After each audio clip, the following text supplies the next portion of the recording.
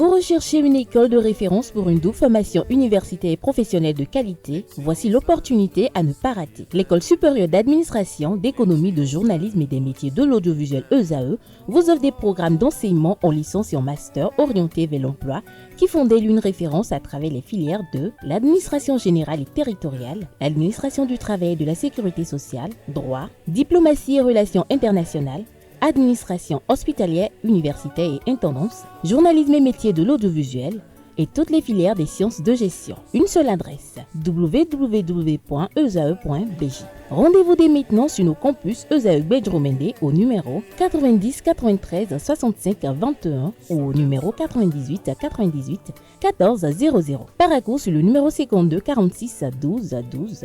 Aboumé-Calavi au numéro 52 88 44 44. Akpaka au numéro 52 88 33 33. ESAE, l'excellence a un nom.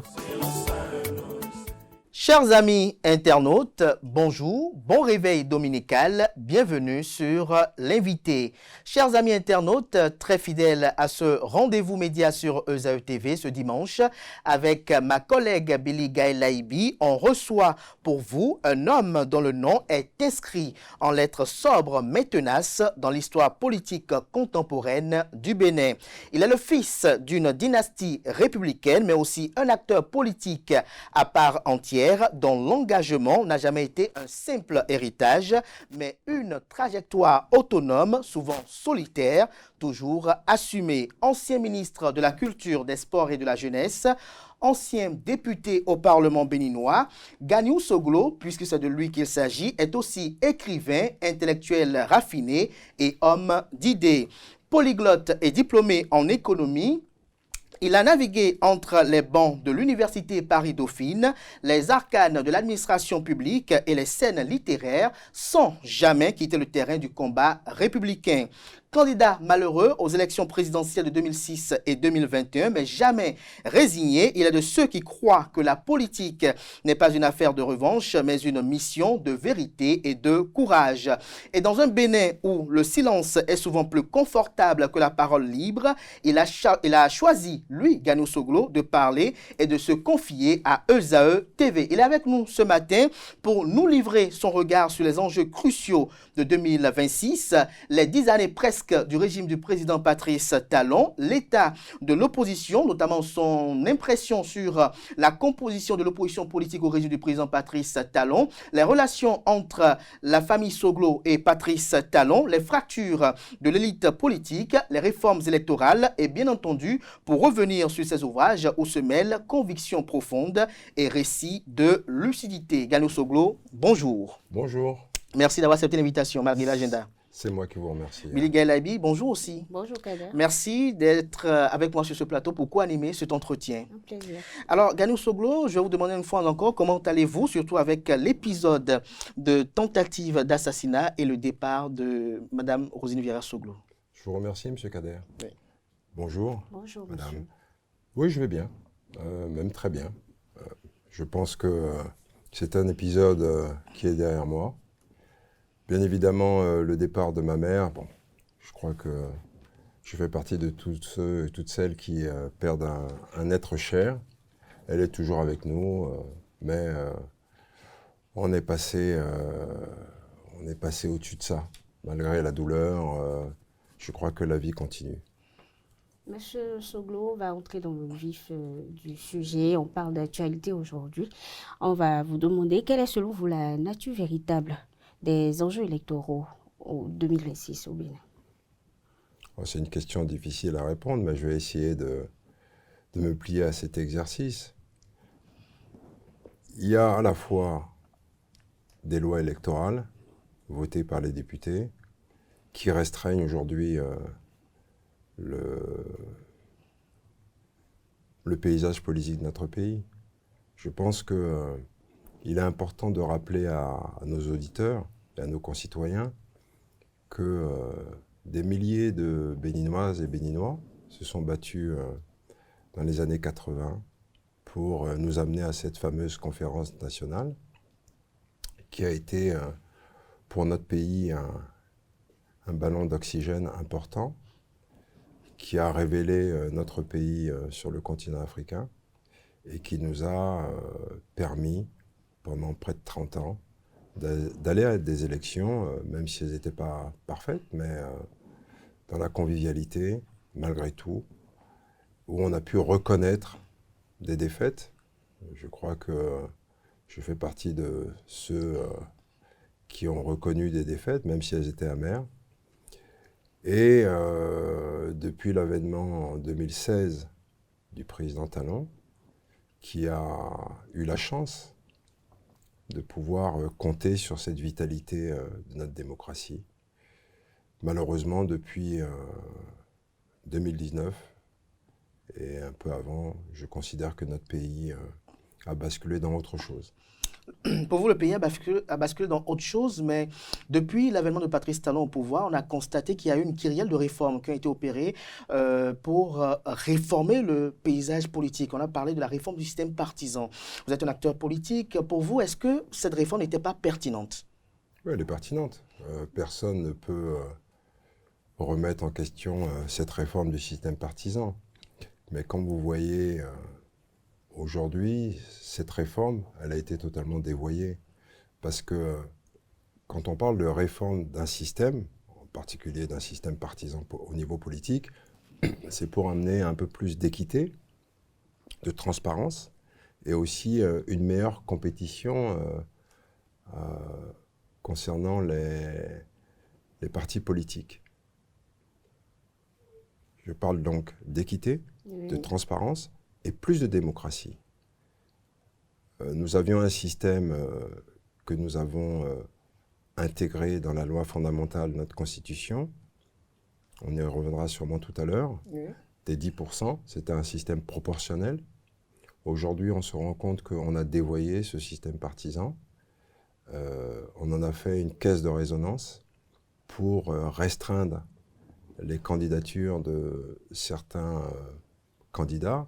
Mais pour moi, ce qui ressort de façon négative, c'est-à-dire que le vote, ou en tout cas la participation active des populations à des élections, est remise en cause par ce système partisan qui, en fait, a été, comme je le dis, dévoyé pour faire en sorte qu'une personne avec son clan puisse conserver le pouvoir pendant des décennies dans notre pays. Et donc, ces réformes-là, ces initiatives, elles ne sont pas inclusives selon ce que vous êtes en train d'expliquer. Exactement. Elles empêchent les autres aussi de participer de leur plein droit à ce qui est normalement... Exactement. OK. Et en tant qu'observateur avisé de la scène politique, selon vous, donc, vous voyez qu'en cela une résignation populaire ou un regain d'engagement? Je répète toujours aux concitoyens que je rencontre que la peur, elle est légitime. Vous savez, il y a eu un schisme qui s'est abattu sur nous en 2019, quand on a tiré sur les populations, et qui a entraîné véritablement une peur dans le cœur de nos concitoyens. La peur, elle est tout à fait légitime, il n'y a que le fou qui n'a pas peur. Mais à un moment donné, il faut aussi rappeler à nos concitoyens que la résignation, c'est une double peine. Vous vivez des moments difficiles par des choix politiques qui sont menés par ce gouvernement.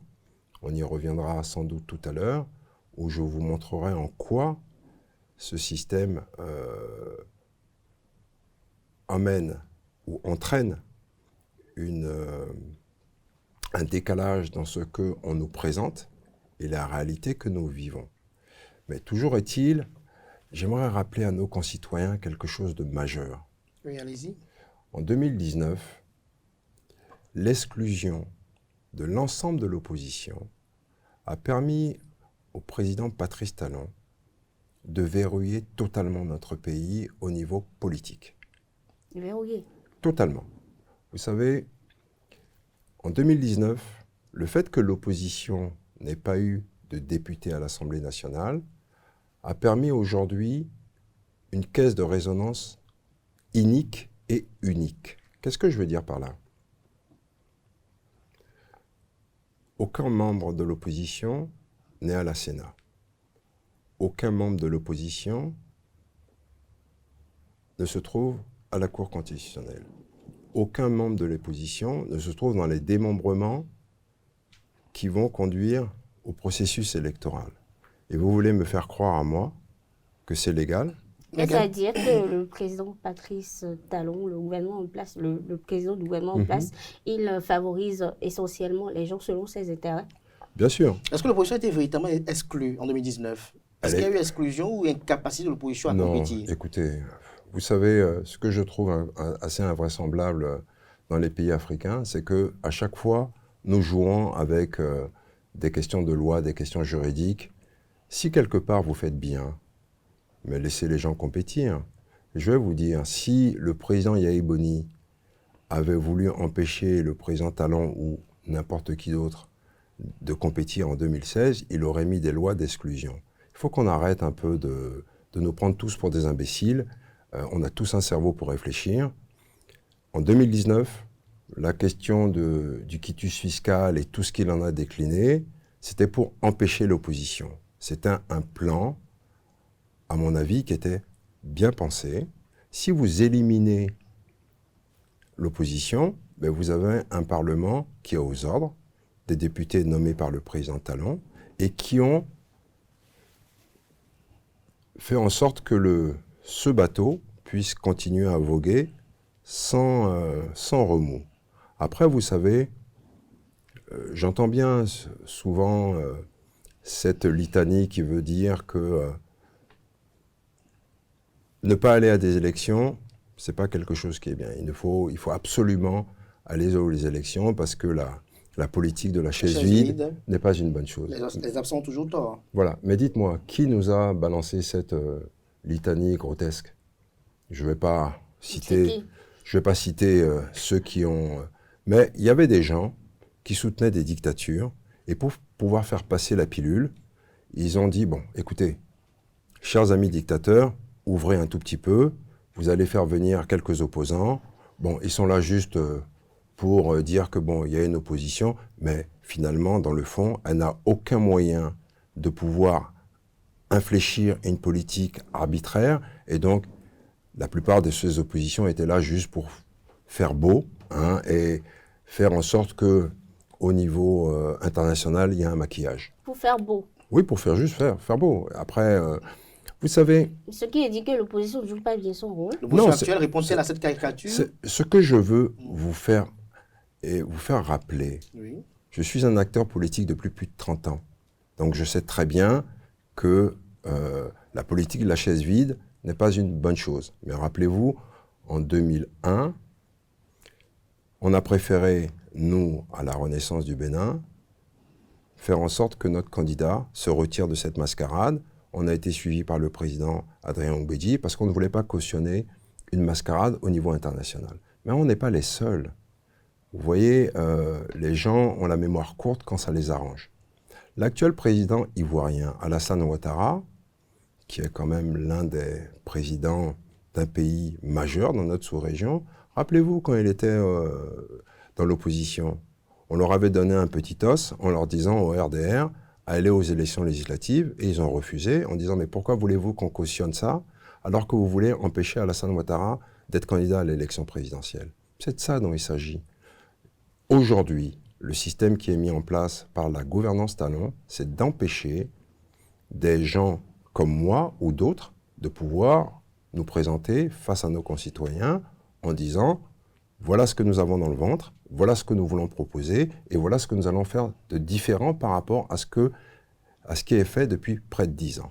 Kani Osoglou, avez-vous encore le désir irrésistible d'être candidat en 2026 lorsqu'on vous entend à l'instant?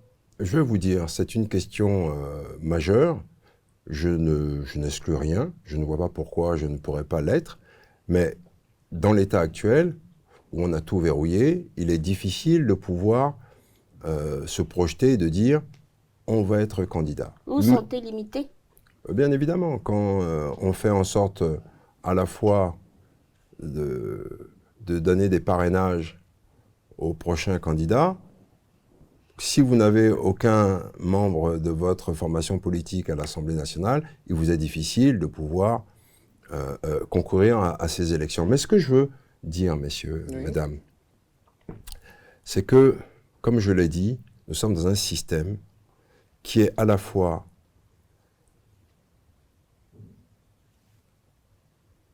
mauvais pour notre pays, dans le sens où on a une fracture entre les quelques personnes qui gravitent autour du pouvoir et l'entière majorité de notre population. Et donc, je tiens à rappeler à nos concitoyens qu'il y a à la fois au niveau fiscal, et ça se décline après au niveau social, une injustice. Vous savez, les politiques doivent répondre à des considérations économiques pour emmener leurs concitoyens à un mieux-être. Et vous avez, en tant qu'économiste, deux moyens de pouvoir appliquer une politique juste vis-à-vis de vos concitoyens. Soit vous faites une politique de soutien à la consommation, soit vous faites une politique de soutien à la production. Et je vais m'expliquer. Allez-y. On a une équité par rapport à une taxe que tout le monde connaît, la TVA. Nous la payons tous, qu'on soit consommateur ou qu'on soit producteur. Ça veut dire, vous et moi, quand nous achetons un produit, on le paye et la TVA est appliquée sur le prix du produit que nous achetons. De la même façon, les entreprises sont obligées de reverser à l'État, aux recettes fiscales, cette TVA de 18,6%. Donc, on peut dire qu'il y a une certaine équité vis-à-vis de l'ensemble de notre population. Mais là où nous nous rendons compte qu'il y a une injustice fiscale, c'est qu'aujourd'hui, depuis l'avènement de la gouvernance talent dans notre pays, la majorité de nos concitoyens, si vous prenez la politique de la production, c'est-à-dire vis-à-vis des PME, PMI, vous avez, on ne va pas rentrer dans les différentes taxes et impôts, mais aujourd'hui, on se rend compte que les prélèvements fiscaux vis-à-vis des petites et moyennes entreprises sont trop importantes.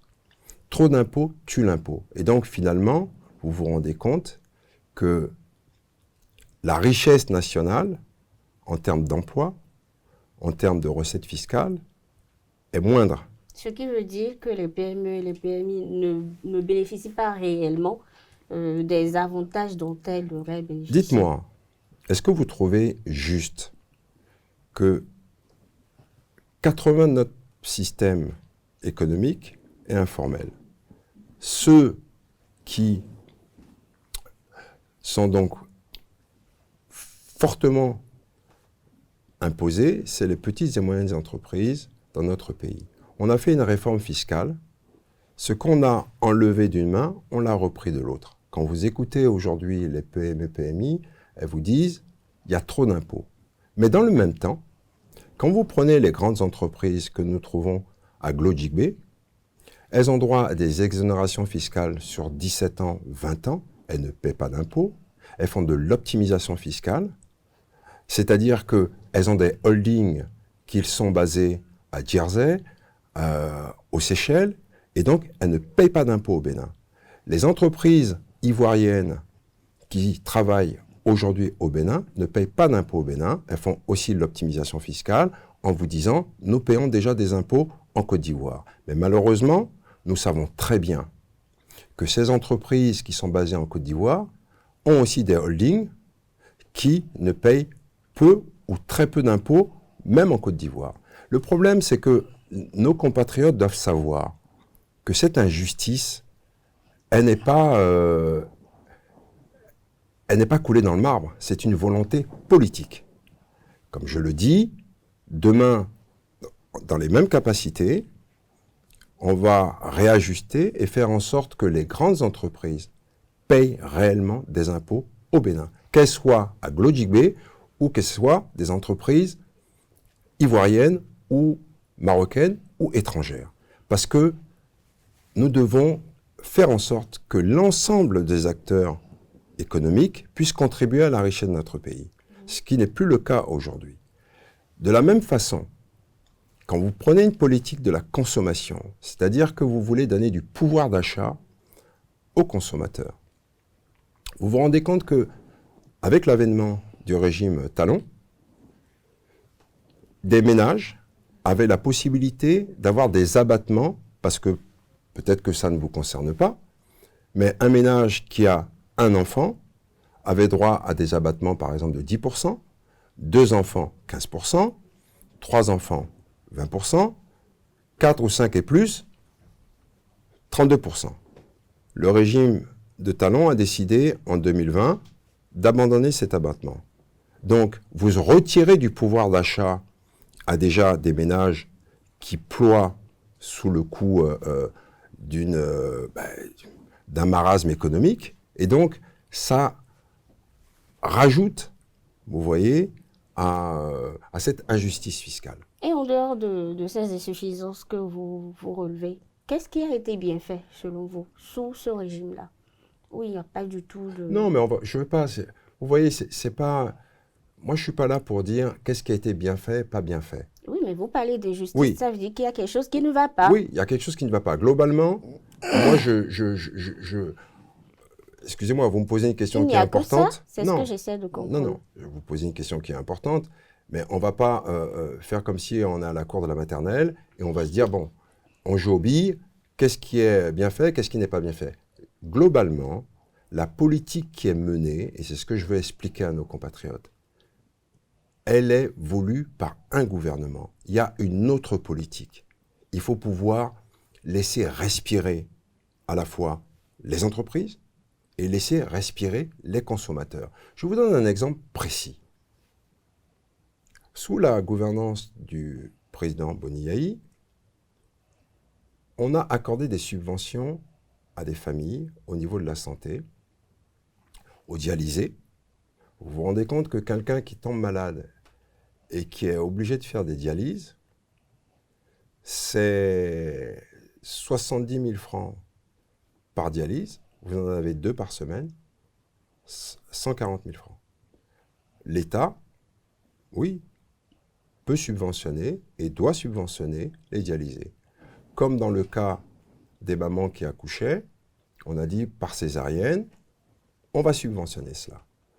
Oui, c'est une politique sociale qui a été mise en place, et je vous donne un exemple précis, au Brésil.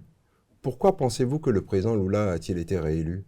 Parce qu'il a pu sortir de la pauvreté 40 millions de Brésiliens, qui étaient en particulier des Brésiliens noirs, par des politiques ciblées, sociales.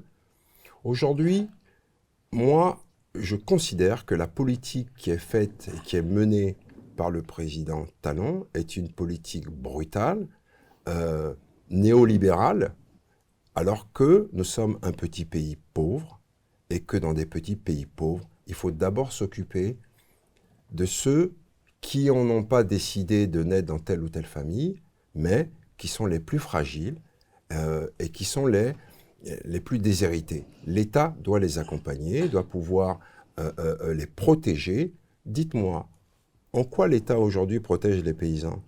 Quand les paysans qui travaillent dans des conditions difficiles, vous savez, il y a des gens qui sont dans des bureaux climatisés et qui vous disent, bon ben écoutez, nous, on prend le soja, on en a besoin, là où les paysans pouvaient le vendre à 500 francs ou 400 francs CFA le kilo, aujourd'hui on les oblige à le vendre à Glodibé à 230 francs CFA le kilo. Vous savez, ces gens-là n'ont jamais travaillé la terre. Moi j'ai été entrepreneur, pendant 5 ans j'ai travaillé la terre. On doit respecter les paysans, c'est eux qui nous nourrissent, on doit faire en sorte de les accompagner. Et la dernière fois, je discutais avec certains de mes compatriotes, collègues, amis, et je leur disais, en politique, il y a une notion que on ne veut jamais aborder, mais qui est fondamentale. Okay. Vous devez aimer les gens. Si vous n'aimez pas les gens, vous n'allez pas faire une politique efficace pour vos concitoyens. L'amour, ce n'est pas quelque chose qui est qu'on ne peut pas quantifier. En quoi consiste l'amour dans ce contexte? Si vous avez de l'amour pour vos concitoyens, vous allez vous dire, mes concitoyens, ils peuvent vendre, je prends un exemple précis, le soja à 500 francs CFA le kilo sur le marché international ou le marché sous-régional. Pourquoi moi, je devrais les obliger à vendre ce soja à 230 francs ou 240 francs CFA le kilo à Global, soi-disant, c'est qu'on le prend pour le transformer. D'accord, ok.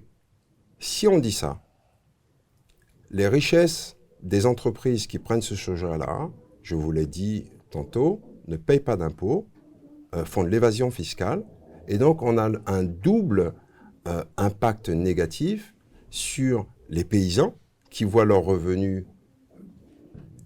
décroître, mais en plus, malheureusement, elles n'ont pas une aide au niveau des subventions sociales vis-à-vis de leur famille, etc. Donc, je pense que c'est une politique qui est faite par des hommes d'affaires.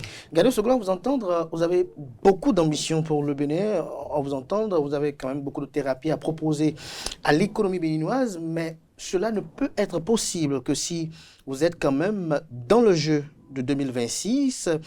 Quelles sont vos relations aujourd'hui avec la classe politique béninoise actuelle? Quelles sont vos relations avec le parti politique Les Démocrates aujourd'hui? Et aussi, ma question aura plusieurs volets, vos relations avec Patrice Talon, puisque c'est une lapalissade, la famille Soglo et Patrice Talon ont une histoire. Oui, d'abord, je pense que j'ai des bons rapports avec l'ensemble de la classe politique, parce qu'il faut faire en sorte que ça ne soit jamais personnel. Les choses ne sont pas personnelles.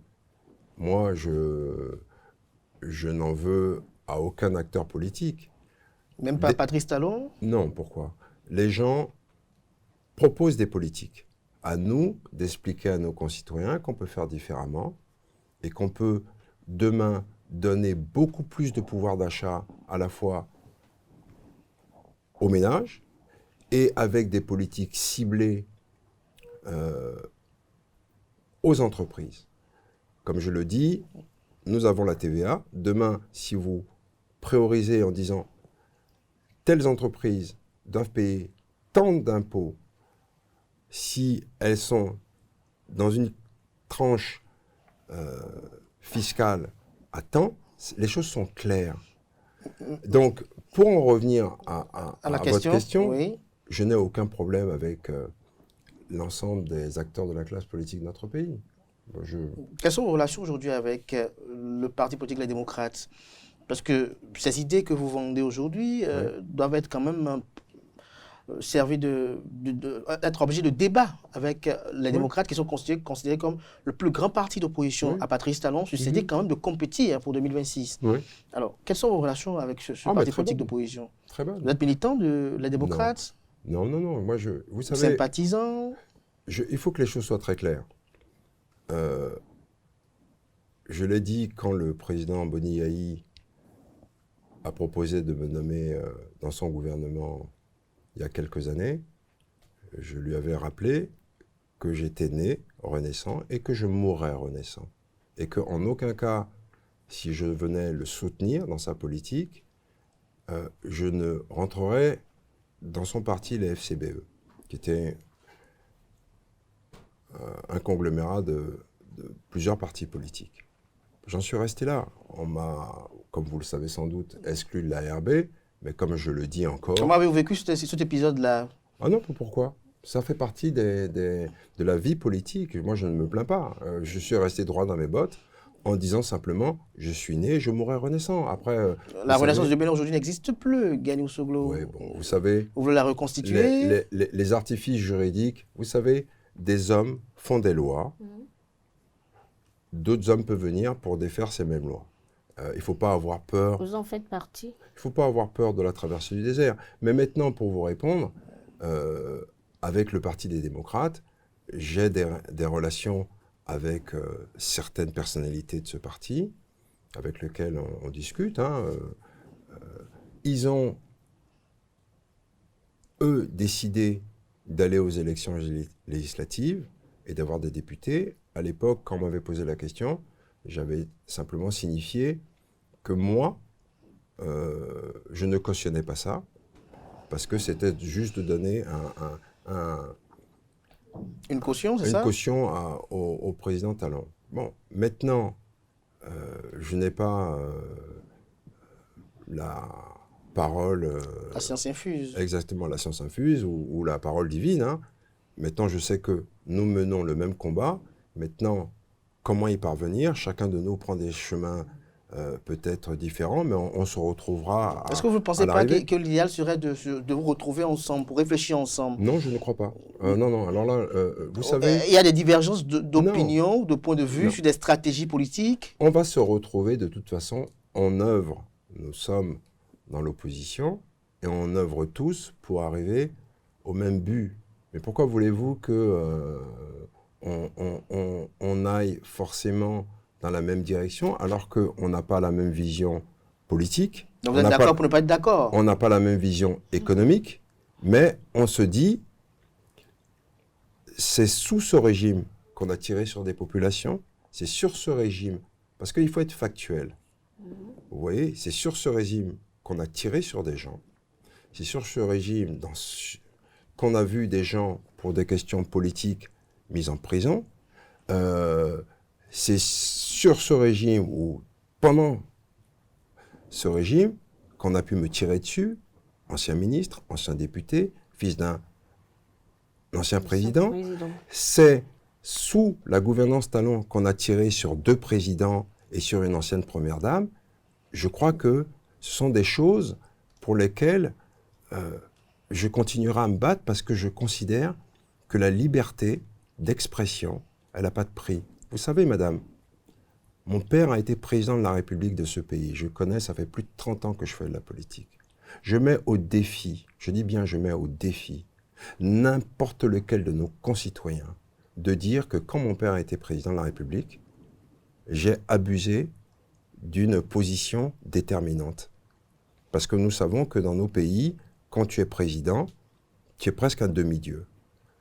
J'ai été ministre pendant 4 ans. Je n'ai pas abusé de ma fonction de ministre pour enlever telle ou telle personne. Donc, oui, moi je me bats pour la liberté d'expression, pour le fait que des gens puissent avoir des opinions différentes de la mienne et puissent l'exprimer sans qu'on les embastille et sans qu'on puisse les traiter de tous les mots.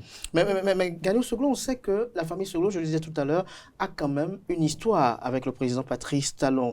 Alors, le canal est totalement rompu, vous n'avez plus d'autres canevas pour échanger ensemble?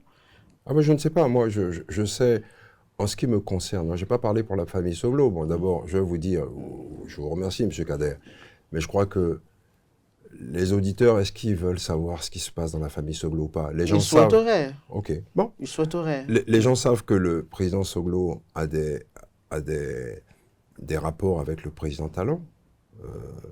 Tant mieux.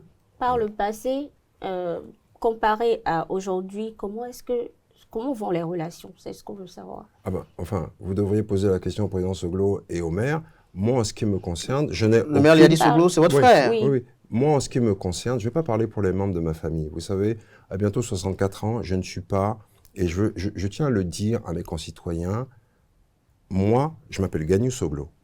Mon père s'appelle Nicéphore, ma mère s'appelait Rosine Vieira Soglo, et mon frère s'appelle Liadi. Mais Gagnou Soglo est un homme indépendant, et qui, oui, il appartient à une famille politique, mais moi, je suis moi, et ça reste là. Donc, pour revenir à votre question, moi, je n'ai aucun rapport avec le président Talon depuis qu'il est devenu président de la République. Voilà. Il représente quoi pour vous, Patrice Talon, avant qu'il soit président de la République? Il était qui pour vous? Je crois que, vous savez, Monsieur Kader, vous voulez m'emmener dans un terrain dans lequel je n'ai pas envie de rentrer parce que pour moi, ça n'a aucune importance. Et je crois que mes concitoyens... Ça a de l'importance, puisque après la politique, des liens doivent quand même subsister. Patrice Talon, après 2026, sera plus président de la République. Écoutez, alors, pour répondre à votre question, et après on va passer à autre chose, quand vous dites des liens, oui, si vous parlez de liens, on m'a tiré dans ce pays, je vais peut-être vous faire une confidence, jusqu'à aujourd'hui, ni le président Talon, ni son épouse ne m'ont appelé pour savoir comment j'allais. Bon, donc on ferme la séquence, on passe à autre chose. Moi, je ne suis pas venu pour... parler de mes rapports avec le président Talon, c'est pas le plus important. Le plus important, quelle est la politique que mène son gouvernement? On parle de la dette, peut-être que nos concitoyens ne s'en rendent pas compte, mais chaque enfant qui naît aujourd'hui au Bénin, a au-dessus de sa tête 650 000 francs CFA de dette. C'est de ça dont il s'agit. Oui, avant de revenir là-dessus, j'aimerais savoir comment se porte votre frère. Mais là-dessus, j'ai pas de... Vous n'êtes pas en contact Non. Avec Léa Dissoglo. Léa Dissoglo. Comme je vous l'ai dit, les questions familiales, je préfère ne pas les aborder. Parce que je pense qu'il faut respecter nos auditeurs, nos concitoyens. Et vous voyez, moi, les questions privées, j'aime pas les aborder. Et si vous le permettez, je préfère qu'on ferme ça. Tout ça n'est pas très important, en tout cas pour moi. Et donc, passons à autre chose. Vous avez parlé de la dette tout à l'heure. Oui. Qu'est-ce que vous reprochez? La dette, vous voyez, d'abord, il y a une opacité de la dette. On ne sait pas exactement si cette dette sert à des investissements structurants. Oui, le seul investissement structurant que nous avons, c'est Aglo-Djiboué. On ne sait pas. C'est un bel investissement. Oui, mais attention. Est-ce qu'il participe au PIB de notre pays? Oui, dans une certaine mesure, mais pas pour les Béninois, dans leur globalité. Comme je vous l'ai dit, on ne sait pas qui sont les actionnaires de ces entreprises. On sait qu'elles ont droit à des exemptions importantes, qu'elles payent peu ou prou d'impôts, que le Code du travail met dans une situation difficile les travailleurs, qui sont pratiquement dans un esclavage moderne, parce que quand vous n'avez aucun droit, on a beau dire que c'est une réforme, pour moi, c'est un recul. Quand les gens, si vous avez des enfants avec lesquels vous vous êtes endettés pendant des années pour qu'ils aillent à l'école, qu'ils aient de l'instruction, un diplôme, et que demain, ils arrivent dans une entreprise et qu'on peut les foutre dehors du jour au lendemain sans aucun droit, sans même leur dire pourquoi on les met dehors, et on leur serre la main en leur disant, bon, à la rigueur, tu as 6 mois de salaire, allez, circule, il n'y a rien à voir. Moi, je ne crois pas que ça soit une avancée, c'est un recul. Donc, la dette, elle est opaque, mais pire, quand vous rentrez dedans, et je ne veux pas non plus trop bassiner les oreilles à nos concitoyens qui ne sont pas forcément des financiers, des économistes. Justement, parce que, mais il faut vous dire que, oui, comme je le dis, aujourd'hui, 70% de notre budget sert à rembourser les intérêts de la dette. C'est énorme. Ça veut dire que sur des pans entiers de l'économie de notre pays, l'éducation, la santé, Madame Soglo, que dites-vous des institutions de Bretton Woods qui félicitent la santé de l'économie béninoise? Alors, vous savez, je vous remercie, M. Kader, c'est une très, très, très, très bonne question que vous posez. Moi, j'ai la chance d'avoir un père qui a été 8 ans administrateur de la Banque mondiale. Les gens de la Banque mondiale et du Fonds monétaire international, il faut que nos concitoyens sachent quelque chose. Ce sont des fonctionnaires internationaux. Quand ils viennent dans notre pays ou dans d'autres pays, on l'a vu dans le cas du Sénégal, où il y a un scandale qui vient d'éclater, les documents, les statistiques sur lesquels ils travaillent, ce n'est pas eux qui vont dans un pays, qui s'asseyent pendant des mois pour faire une revue d'effectifs. Ils s'appuient sur les statistiques que leur donnent les gouvernements. Je tiens à rappeler à nos concitoyens qu'un grand pays comme la France, 5e ou 6e puissance économique mondiale, l'ancien Premier ministre, M. Barnier, qui n'est resté Premier ministre que pendant 3 mois, a révélé quoi aux Français? Que pendant des années, l'ancien ministre de l'économie et des finances avait maquillé des comptes, d'accord? Et que quand il est arrivé au pouvoir, en tant que Premier ministre, il a vu une dette abyssale qu'on avait maquillée. Alors, vous savez, le satisfecit de la Banque mondiale et du Fonds monétaire, mais c'est un satisfecit qu'il faut prendre de façon très mesurée. D'abord parce qu'eux-mêmes vous disent, c'est avec vos chiffres qu'on fait une revue d'effectifs. On l'a vu aujourd'hui au Sénégal, avec une dette cachée de plus de 7 milliards de dollars, les problèmes que ça engendre au nouveau gouvernement, parce que l'État étant une continuité, vous ne pouvez pas dire, je balaye d'un revers de la main les dettes qu'a contracté le précédent gouvernement. Vous êtes obligé, sinon les bailleurs de fonds vont vous tomber dessus et vont vous couper le robinet. D'accord? Donc, quand on relativise, il faut relativiser, et comme je le dis, quand vous avez affaire à des néophytes, vous pouvez leur faire passer tout et n'importe quoi. Moi, comme je l'ai dit, la question de la dette, ça fait des années que j'en parle dans notre pays, où je dis attention. Cette dette, elle est dangereuse. Pourquoi? Vous vous rendez compte que 80% de notre dette est une dette extérieure et non pas une dette intérieure. Quand vous avez une dette intérieure qui est gagée sur les épargnes de vos concitoyens, sur les fonds de pension dans les assurances ou dans les banques, vous pouvez diminuer un risque de taux de change, alors que ce n'est pas le cas si 80% de votre dette est libellée sur des emprunts extérieurs. Sur ces emprunts extérieurs, 60% est en euros, 10% est en dollars, et 20 ou 30% en francs CFA. Ça conditionne. Il faut bien comprendre que demain, si vous avez... vous savez, j'ai été trader, ou plutôt cambiste sur les marchés financiers. Un demi-point, je dis bien un demi-point, de différentiel de taux d'intérêt a des conséquences énormes en termes de valeur par rapport au risque de change. Qu'est-ce que je veux dire par là? C'est que si demain, les taux d'intérêt, qui sont aujourd'hui assez stables, augmentent brutalement, que ce soit en dollars ou en euros, votre dette, en tout cas les intérêts de votre dette, vont être doublés, voire triplés. Êtes-vous en train de dire par là que le Bénin est surendetté? Vous savez, en un mot. Mon point de vue personnel, on peut être dans une situation critique. Ok. Oui, mais comme je vous le dis, là encore, je suis un économiste, je vais essayer de chercher des éléments, mais comme il y a une opacité au niveau de nos gouvernants, qui ne jouent pas la transparence, donc on ne peut faire que des extrapolations. Mais on va chercher à avoir des informations? Oui, on essaye, mais bon, c'est pas si simple.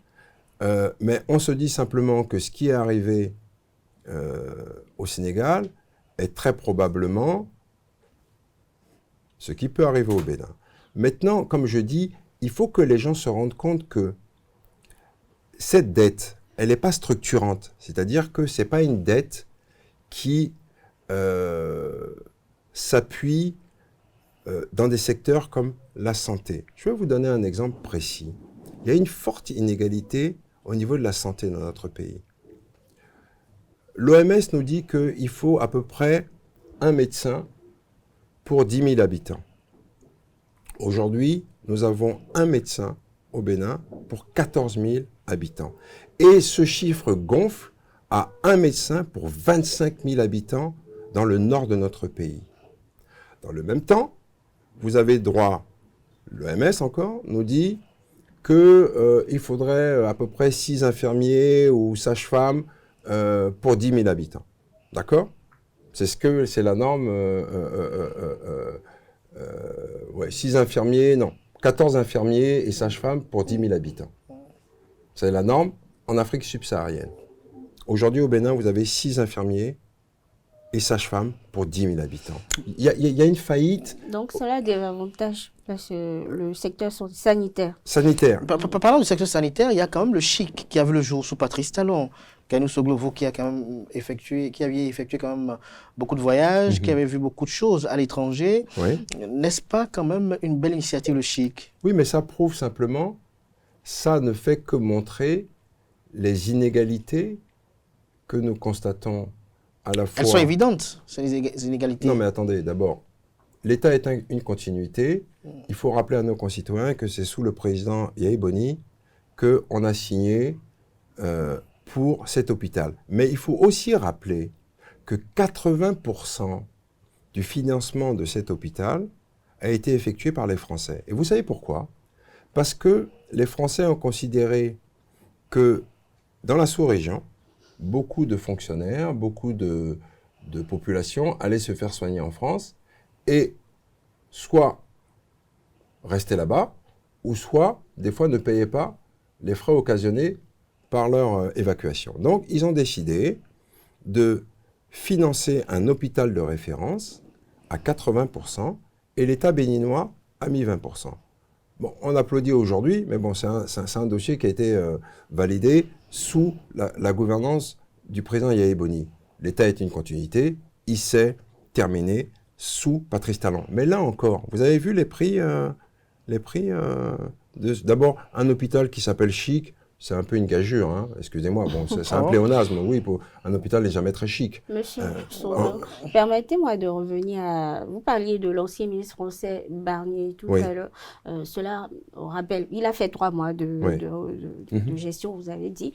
Cela me rappelle un peu un schéma de l'ancien, désormais ancien ministre Paulin Aponaïsi, qui a été quand même pendant 6 mois dans le ministre secteur de l'énergie, de l'eau et des mines. Et on aimerait savoir, c'est quoi votre avis ou votre opinion, votre observation sur son limogeage, son remplacement et l'actualité le concernant en général? Écoutez, c'est un monsieur, moi je ne le connais pas personnellement, mais d'après ce que j'ai cru lire, c'est quelqu'un qui est expert comptable ou auditeur de son État.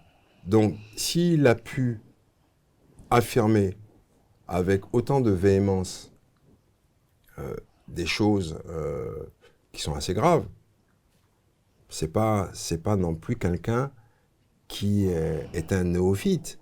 Comme je vous le dis, c'est un expert comptable, un auditeur. Donc, je présume qu'avant de parler, il a dû avoir des éléments probants pour dire tout ce qu'il a dit. C'est assez déplorable, mais bon, je pense que on lui a tapé sur les doigts, puisque après il a fait acte de contrition en demandant pardon, etc. Bon, écoutez. Ganiou Soglo, on va revenir en politique, on va parler politique beaucoup plus. On a constaté que vous êtes très passionné par les questions d'économie. Il est difficile quand même de vous enlever de sur ce terrain-là, mais il y a une évidence, c'est qu'en 2026, les Béninois feront face à un grand rendez-vous, un rendez-vous majeur. Des élections générales, la première fois organisées au Bénin. Les enjeux politiques sont colossaux. Et beaucoup de choses vont se faire jouer. Vous, en tant qu'acteur politique, vous l'avez rappelé tout à l'heure à maintes reprises, que vous êtes en politique il y a plus de 30 ans. Vous savez qu'à l'approche de tel rendez-vous, il y a des échanges qui se font entre acteurs politiques, des compromissions, si on peut le dire même parfois, ou des compromis tout au moins. Alors, Ganiou Soglo, lui, ses compromis sont avec Boni Yayi? Moi, je n'ai aucune compromission avec qui que ce soit. Compromis d'abord. Bon, compromis... Je n'ai aucun compromis avec que ce soit le président Boni Yayi ou avec le président Ngoueti. Ce sont des personnalités importantes. L'un a été chef de notre État pendant 10 ans. L'autre a été à maintes reprises président de l'Assemblée nationale. Oui, aller les rencontrer, discuter avec eux, je pense que c'est utile. On apprend tous les jours, ils ont une expertise, une expérience que je n'ai pas. Et donc, il est clair que quand on voit les enjeux, comme vous le dites, moi je dis, on a mis en place un système, on a joué avec cette soi-disant réforme du système partisan pour exclure, pour empêcher des gens de pouvoir compétir et pour pouvoir avoir la mainmise sur l'économie de notre pays. Parce qu'au-delà des questions politiques, hein, parce qu'on parle de politique, mais je vais être trivial. Derrière tout ça, là, derrière cet enfumage, parce qu'il faut parler d'enfumage, d'accord? Parce qu'on crée des... Non, tout ça, là, ok, c'est de l'enfumage, mais derrière cet enfumage, il y a une réalité. Qui enfume qui? Il y a une réalité, c'est l'économie. Monsieur Kader. Vous avez parlé d'enfumage? Oui. Derrière l'enfumage. Oui, qui enfume qui? Mais écoutez, il y a bien quelqu'un qui enfume quelqu'un. Oui, justement, qui? Oui. Bon, c'est Ganiou Soglo qui enfume? Non, moi j'enfume personne. Alors, qui vous enfume, vous? Mettez des noms sur les propos. Non, je dirais, ceux qui nous enfument aujourd'hui, c'est ceux qui sont au pouvoir, qui font passer une loi électorale. Mais dites-moi, on a tous entendu, moi je ne suis pas un expert, Je ne suis pas un juriste comme ma mère. Je ne suis pas un expert comme M. Jean-Baptiste Elias. Mais je me rends compte de quelque chose. Là où on devrait pouvoir faire simple, on enfume les gens. Dites-moi, parce que c'est de l'enfumage, ça, ce code électoral, où, au départ, même s'il n'était pas merveilleux, mais on avait un système qui tenait la route, où dans le code électoral, on s'appuyait sur ce qui était dans notre Constitution, à savoir une proportionnelle à 10%, hein, et donc quelqu'un pouvait se lever, un parti politique, et se dire, OK, je n'aurai pas des voix, je n'aurai pas de députés au nord, mais je vais en avoir dans le Lemay, je vais en avoir un peu à Cotonou, j'en aurai pas dans le Mono, mais je représenterai les électeurs qui ont voté pour moi. Aujourd'hui, pour corser le tout, il y a quelques personnes qui sont chez eux, dans leur salon, et qui réfléchissent en disant, bon, comment je peux enfumer et parvenir à faire en sorte que les gens ne puissent pas aller aux élections. Bon, on fait d'abord les 10%, mais après on dit, ah non, non, non, pour corser le tout, c'est 20% dans chaque circonscription. Mais ceux qui sont les deux mamelles du pouvoir du président Talon, les deux mamelles. Oui, les deux mamelles. Bon. Ah bon. Le BR et l'UP, bon, peuvent s'entendre pour former une coalition et pour pouvoir nous enfumer, pour pouvoir rester au pouvoir ou envoyer des gens dont les populations n'auront pas forcément voté pour elles. Et donc, vous voulez que nous, on soit s'entuber, là? Excusez-moi, et j'entends un terme qui est inapproprié, mais pour dire, mais on t'entube et tu vas devoir sourire et dire, ah oui, oui, oui, ce que tu fais est normal. Non, ce n'est pas normal. Faut-il donc réviser, procéder à la relecture de ce code ou l'annuler?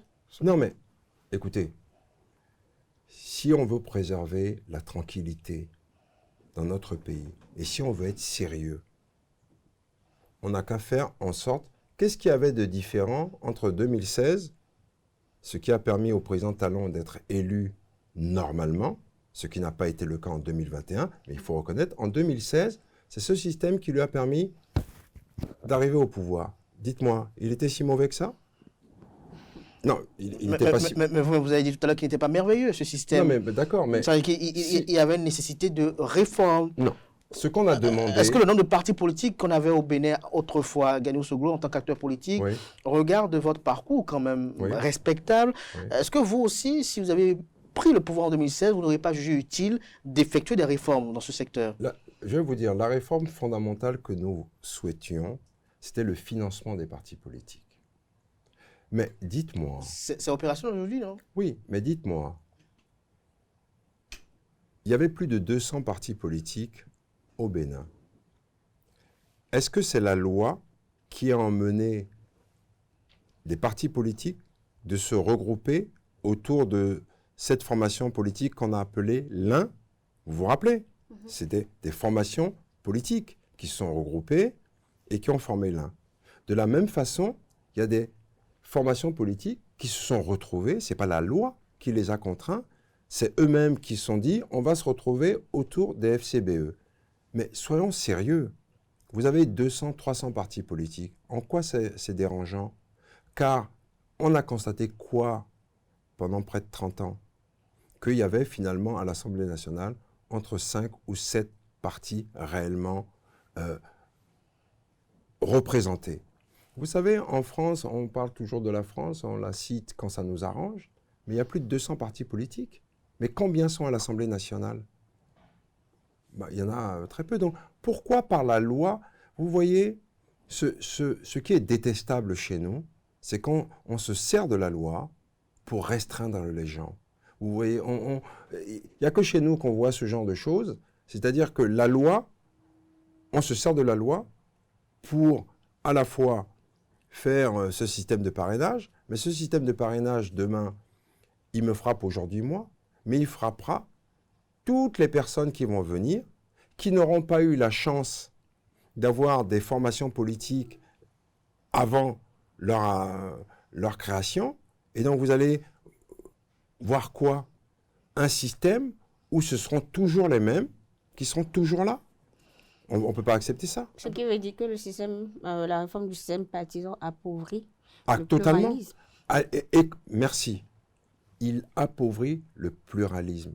La réforme du système partisan était là pour amener plus de transparence, d'équité et de pluralisme. Aujourd'hui, on voit totalement le contraire. Donc, mais Ganiou Soglo, vous aujourd'hui, lorsqu'on vous entend parler en filigrane, est-ce que vous avez l'ambition de mettre sur les fonds baptismaux une formation politique ou de ressusciter la Renaissance du Bénin? Vous savez, ma mère est morte dans mes bras. Et la seule chose qu'elle m'a demandé, ni mon père, ni mon frère n'étaient là, malheureusement.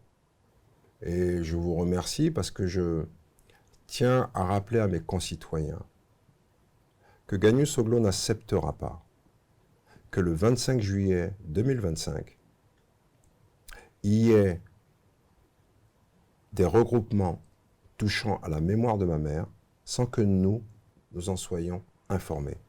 On ne va pas galvauder la mémoire de Rosine Vieira Soglo sous l'autel des intérêts politiques de gens qui vont rappeler sa mémoire, son combat, sa vigilance, son honnêteté, son intégrité. Et je dirais que moi, qui ai emmené pendant ces dernières semaines, ces derniers mois, ma mère dans sa dernière demeure, je resterai vigilant. Maintenant, pour répondre à votre question, comme je le dis, ma mère est décédée dans mes bras. Et elle m'a fait lui jurer deux choses. La première, c'est que je m'occupe de mon père. Et c'est pour cette raison que je vis chez mon père. C'est elle qui me l'a demandé. La deuxième, c'est de tout faire pour que sa formation politique ressuscite. Ça prendra le temps que ça prendra, mais je peux vous certifier que je tiendrai mon engagement vis-à-vis de ma mère, quel qu'en soit le prix. Et la politique, elle n'est pas faite pour les enfants de cœur. Je tiens à vous dire que c'est quelque chose d'important. On y perd la vie, on va en prison. Certains de nos concitoyens sont en prison. Mon engagement politique a failli me coûter la vie.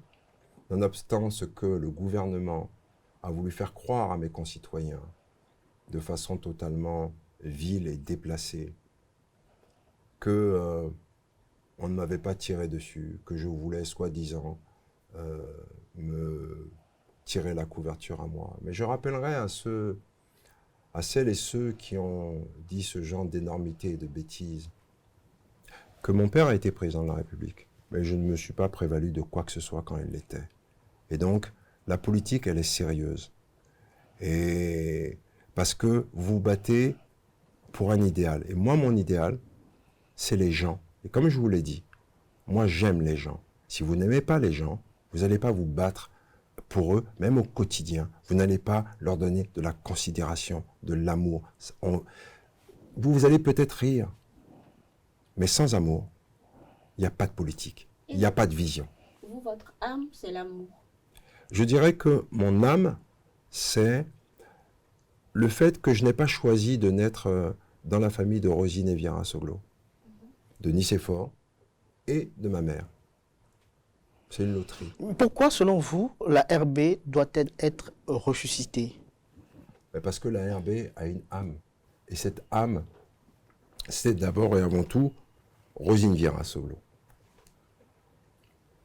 L'honnêteté, la parole donnée, l'intégrité. Vous savez, j'ai été 4 ans ministre. Si aujourd'hui je peux venir sur votre plateau, m'exprimer librement, je n'ai rien volé. Et donc je peux m'exprimer. Si mes parents ont pu s'exprimer librement, ils n'ont rien volé.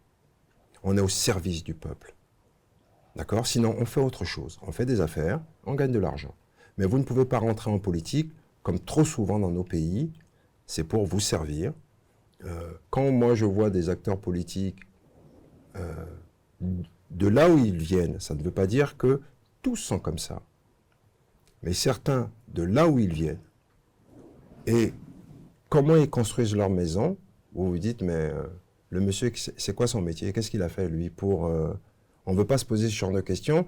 Comme les populations sont pauvres, elles détournent le regard, elles se disent, bon, c'est pas grave, chacun prend son compte et chacun vient à la marmite. Mais ce n'est pas comme ça qu'on gère un pays. La gestion publique n'est pas une gestion privée. Fondamentalement, il y a une grande différence. Gano Soglo, nous sommes pratiquement à la fin de cet entretien. Une ou deux petites questions pour conclure cette émission. On dit que 2026, pour la plupart des observateurs de la classe politique, sera un duel par procuration entre Patrice Talon et Boni Yayi. Qu'est-ce que vous en pensez et que préconisez-vous? Écoutez, c'est les deux acteurs majeurs. C'est les deux anciens présidents de notre pays. L'un est... sortant. Enfin, l'un est actuellement là. Hein, sortant, c'est vous qui le dites. Vous ne croyez pas que Patrice Talon est partant? Non, pas du tout. Pourquoi? Mais ça, c'est mon point de vue. Quels sont les signaux qui légitiment votre posture? Vous savez, monsieur Kader, quand notre président nous a certifié qu'il était là pour un mandat de 5 ans, la main sur le cœur, jurant devant nos populations, je faisais partie de ceux qui ont toujours pensé que, bon, enfin, il allait... mais pour le mandat unique, constitutionnellement, il pourrait faire un second mandat. Là, aujourd'hui, est-ce que constitutionnellement... c'est pas une question... Est-ce que constitutionnellement, à l'heure actuelle, vous savez, monsieur Kader, Patrice Talon peut faire un troisième mandat? Je me rappelle ce que ma mère lui disait. Monsieur le Président, pourquoi voulez-vous couler dans le marbre cette question d'un mandat unique? Si vous voulez faire 5 ans, vous faites 5 ans, et au bout de 5 ans, vous partez, vous soutenez peut-être le candidat de votre choix, et le peuple avisera. On nous a bassiné les oreilles pour ce mandat unique, pour finalement voir en 2021 des candidats embastillés, en 2019 on tire sur des gens, et vous voulez me faire croire à moi que le président aujourd'hui, la main sur le cœur, il dit tout... Selon ses propos et selon ses militants, il a été... attendez, sa réélection a été suscitée. Madame, oui, bon, sa réélection a été suscitée. Bon. Vous savez, ça, je crois que quelque part, dans votre âme et conscience, vous ne croyez pas en ce que vous dites, parce que on peut susciter des gens qui vont crier et vous dire, bon, vous voyez, on a vu ça sous des anciens présidents, les Mobutu, etc. Bon, on suscitait, on criait pour eux. Bon, on sait comment ça se passe. Mais je veux dire, plus sérieusement, quelqu'un qui vous dit, alors que vous ne lui dites rien, vous ne lui demandez rien, voilà ce que je vais faire, voilà ce que je vais faire, voilà ce que je vais faire. Et pas une fois, pas 2 fois, pas 3 fois, il fait le contraire. Mais dites-moi, vous savez, les Blancs appellent ça le syndrome de Stockholm. C'est-à-dire, tu finis par aimer celui qui te fait du mal. Mais moi, je n'ai pas le syndrome de Stockholm. Hein. Quelqu'un qui m'a expliqué 1 fois, 2 fois, 3 fois qu'elle allait faire ça, mais qui fait totalement à 360 degrés le contraire. Donc, vous voulez que... il ne tient pas ses promesses. Non, mais attendez, mais c'est pas... ce que nous disons est factuel. Mais on est convaincu d'une chose, Gano Soglo, vous êtes d'accord avec moi sur ce point, qu'à l'heure actuelle, constitutionnellement, Patrice Talon ne peut pas... C'est vous qui le dites. Je vais vous donner un scénario improbable. Je vais vous donner un scénario improbable. Avec la loi électorale, des 20%, 10%, on peut arriver à un casus belli. Et là, on se dit, waouh, aucune formation ne peut aller à l'Assemblée parce que personne n'a... n'a obtenu les 20%. Voilà. N'est éligible au partage des sièges. Voilà. Et donc, qu'est-ce que peut dire la Cour constitutionnelle? On va devoir reprendre les élections. Les députés vont devoir revoir la loi. Donc, on redonne à nos députés quelques mois, 1 an, 2 ans, 3 ans pour réfléchir à une nouvelle loi. Et de facto, le chef de l'État, il va rester puisque la situation, elle est bloquée. Vous savez, je ne veux pas être un apprenti sorcier, mais je vous invite à lire le livre que j'ai écrit suite à ce que j'ai vécu. Dans ce livre, je disais, le prochain président de la Cour constitutionnelle sera tel monsieur. Quand je l'écrivais, certains de mes compatriotes ont lu ça, quand je leur ai montré, ils m'ont dit, mais comment tu peux écrire que ce monsieur-là sera le prochain président de l'Assemblée nationale, de la Cour constitutionnelle. Mais je dis, mais vous savez, le président Talon nous connaît, mais moi je le connais aussi un peu. Et je sais que ça va être ce monsieur. Et 1 an plus tard, c'était ce monsieur qui est devenu président de la Cour constitutionnelle. Je vous dis, on peut en arriver à une situation de blocage. Si nous avons une situation de blocage, on va, dans 2-3 ans, on sera là encore pour refaire la loi. Alors, Gano Soglo, avant de conclure cet entretien, on va vous interroger sur vos ouvrages. C'est vrai qu'il est quand même difficile de vous avoir. Alors, Monsieur Kader. Une fois qu'on vous a, Vous avez écrit des ouvrages Ouais. Récemment. Vous avez écrit un après ce qui vous est arrivé, Ouais. de façon sommaire et expéditive. Pour ceux qui n'ont pas eu la chance d'acheter cet ouvrage-là ou de le lire, Ouais. qu'est-ce qu'ils peuvent retenir?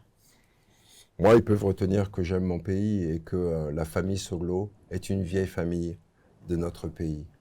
Et qu'au-delà de Nicéphore Soglo, du général Soglo qui a été président, la famille Soglo a toujours été à côté des rois d'Abomey. Et donc, dans cet ouvrage, c'est ce que je rappelle à travers mon grand-père, mon arrière-grand-père, mon père.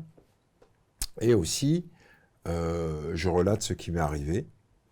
Et j'ai un regard, oui, critique de la gouvernance du président Talon.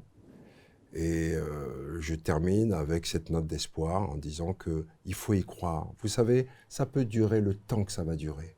Mais si on y croit dans son cœur, si on a la conviction qu'on ne se bat pas pour soi, mais pour les autres, à un moment donné, les mains de nos ancêtres, Dieu vous accompagne dans ce combat. Moi, j'ai pas peur de la traversée du désert. C'est pas facile, c'est pas évident. Vous prenez des coups, vous êtes souvent seul, mais c'est une trajectoire qui est louable quand on aime son pays et surtout quand on veut du bien à ses concitoyens. Le président Patrice Talon a été victime d'une tentative de coup d'État. Comment avez-vous vécu cet événement, Kagnou Soglo? Si c'est avéré, je trouve ça totalement déplorable. D'autant plus que ça vient de ses plus proches. Et donc, on devrait pouvoir emmener à un changement sans arriver à faire des coups d'État. Je pense que ce qu'il faut dire à nos concitoyens, c'est vous qui avez la clé. C'est vous les vrais acteurs. Oui, un pouvoir peut vous embastiller, peut vous faire peur. Mais si vous êtes dans votre droit, si vous pensez que ce que vous vivez n'est pas juste, vous devez vous exprimer et le dire clairement. Le dit clairement. Et et donc, que- oui. permettez-moi, Oui. c'est donc ça le message que vous pouvez le passer à quelques mois des élections générales de 2026. Oui, Et- n'ayez pas peur. N'ayez pas peur. Et à Rekia Madogo, Jolo Frédéric Aïvo et à Sébastien Germain Javon, Léa Soglo, Valentin Agassou Dianotin, qui espèrent quand même Ouais. une inversion de la situation. Est-ce que vous pensez que l'opposition actuelle, avec les démocrates, ont les leviers conséquents à une loi d'amnistie pour sortir Rekia Madogo de prison? Je l'espère. Sur la- Vous savez, on le souhaite. Mais c'est par le combat qu'on va y arriver. Parce que quand j'entends... Quel combat? Le La rue? combat républicain. Mais le combat républicain passe très souvent aussi par la rue. Mais je vais vous dire, Quel type de rue? quand j'entends le président de la République nous dire que le pardon est une faute, alors que lui-même a eu la chance d'être pardonné par un ancien président, c'est nous dire le chemin, le gap qui a et qui nous reste à accomplir. Mais je crois, moi, dur comme fer, que le peuple est souverain. Si ce peuple désire ardemment un changement, il arrivera. Vous savez, pour terminer, dans cette loi électorale, si on disait à 19h, à 20h, M. Kader, les bureaux de vote ferment et chacun compte, alors là, vous aurez ce qui s'est passé au Sénégal, au Bénin. Mais comme les gens ne veulent pas ça, on vous dit, ah non, non, non, il ne faut pas compter dans les bureaux de vote. Vous trouvez ça normal? Nous devons nous battre pour ça, pour faire en sorte que demain, dans chaque bureau de vote, on puisse compter le nombre de voix qu'aura tel ou tel candidat. Gano Soglo, nous sommes à la fin de cet entretien. Nous avons même extrapolé avec quelques minutes. Vous allez regarder droit dans votre caméra. C'est un rituel sur ce plateau et vous adressez à tous ces sympathisants qui ont bien voulu suivre cet entretien et à ces Béninois qui sont remplis d'espoir pour 2026. Encore une fois, merci à vous. Surtout, je remercie Kader et Madame qui m'ont accompagné pendant cette heure de rendez-vous hebdomadaire. Vous dire que j'ai foi en l'avenir de notre pays. Je remercie votre émission qui m'a donné l'opportunité de m'exprimer devant vos éditeurs. Et j'espère que je serai de nouveau invité sur votre plateau pour un autre exercice de ce style. C'est à nous d'espérer aussi que vous serez disponible quand on fera appel. Merci à vous, Ganiou Soglo, pour ce moment d'échange. Chers amis internautes, on retiendra de cet entretien qu'à l'entame, notre invité nous a rassuré qu'il va bien et que Rosine Vieira Soglo ne nous a pas quittés, qu'elle est toujours avec nous. Et il a eu à commenter la réforme du système partisan et le code électoral. Pour lui, ces lois sont restrictives. Il a argumenté dans ce sens-là. Il a fait référence à la conférence nationale des forces vives de février 1990, dont il a vanté les mérites au cours de son argumentaire. Pour lui, ces réformes-là constituent des caisses de résonance pour restreindre l'espace ou le champ politique. Pour lui, la sincérité de vote est remise en cause avec les dites lois qui ont été votées et qui sont en application, qui régentent le cadre électoral. Pour lui, en 2019, l'opposition a été exclue et cette exclusion a matérialisé le verrouillage de la classe politique, ou pas de la scène politique. Il a argumenté également dans ce sens-là en se référant au fait que si l'ancien président Thomas Boni Yayi en 2016 avait voulu verrouiller la scène politique par des lois, il aurait pu le faire car il était président de la République. Il a fait savoir en lançant un petit pic qu'on a tous un cerveau pour réfléchir et donc pour lui, il ne faut pas prendre certains peut-être pour un con. Ganiou Soglo a rappelé au cours de cette émission qu'il est un acteur politique avec plus de 30 années d'expérience politique sur le terrain politique. Et lorsqu'il a été interrogé sur les questions politiques, il a voulu être un peu évasif et donc il a parlé beaucoup plus d'économie, des enjeux de la TVA. Il a parlé de l'injustice sociale sous Patrice Talon, injustice fiscale autant pour moi sous Patrice Talon, en parlant des PME et des PMI, de la politique de consommation. Il nous a édifié sur cette thématique au cours de cet entretien-là. Il a laissé entendre que trop d'impôts tue l'impôt. Il a argumenté cela également dans ce sens-là. Il a fait savoir ses ambitions pour l'économie de son pays, notamment le Bénin. Il a invité de façon subtile l'État à subventionner les dialyses pour les dialyser. Pour lui, Patrice Talon a appliqué une politique brutale néolibérale pour ce qui est de l'économie béninoise. Pour lui, on doit respecter et accompagner les paysans, a-t-il laissé entendre au cours de ses propos. Lorsqu'il a été interrogé sur ses rapports avec les acteurs de la classe politique, toutes tendances confondues, il a fait savoir qu'il n'en veut à personne, qu'il n'a de problème avec personne et qu'il a même des relations plus ou moins particulières avec certaines personnalités du parti politique, les démocrates. Il n'a pas été très bavard sur la question. Il a fait savoir qu'il met au défi un concitoyen, quelle que soit sa nature, de monter au créneau pour dire que lui, Ganiou Soglo, a eu abusé de sa position lorsqu'il était fils du président Nicéphore Tidjani Soglo ou lorsqu'il a été ministre au gouvernement de l'ancien président Thomas Boni Yayi. Il a fait savoir, lorsqu'il a été interrogé par ma collègue Billy Gaïlaïbi sur ses relations avec son frère Léa Divinayon Soglo et Nicéphore Tidjani Soglo, qui ne veut pas parler des autres membres de la famille Soglo parce qu'il n'en est pas le porte-parole, peut-on en déduire à travers son argumentaire. Pour lui, Ganiou Soglo est indépendant et donc il n'est pas resté étranger à ma description à l'entame de cet entretien. Il a fait savoir également au cours de cet entretien que Patrice Talon et Claudine Talon n'ont pas pris de ces nouvelles malgré les liens qui les lient après qu'il s'est fait tirer dessus. Il est monté au créneau également pour dire également que 80% de la dette est extérieure. Il a argumenté cela, bien évidemment, avec des arguments technique soutenable. Il a parlé également du financement du chic. Il s'est interrogé de savoir si la zone industrielle de Glodjigbe participe-t-elle au PIB du pays.